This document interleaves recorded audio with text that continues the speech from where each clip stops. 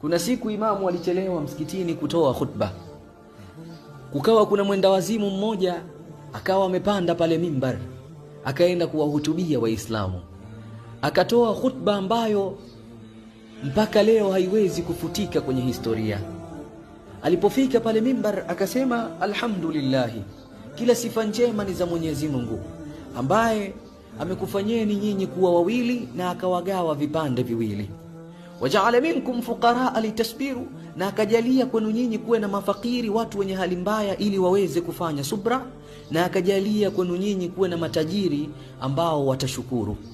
Fala ghaniyukum shakara, hakuna tajiri miongoni mwenu nyinyi ambaye amemshukuru Mwenyezi Mungu, wala faqirukum sabara, wala hakuna fakiri, mtu ambaye ana hali mbaya akafanya subra. Wala kabirukum naha anil munkar, wala hakuna mtu mkubwa kwenu nyinyi ambaye anakataza maovu. Wa qulubukum mamlu'atun bilhiqdi walkarahiyah, na nyoyo zenu nyinyi zimejawa na husda na chuki na vinyongo na mambo mabaya mabaya. La'anakumullahu jami'a, Mwenyezi Mungu awalaani nyinyi nyote.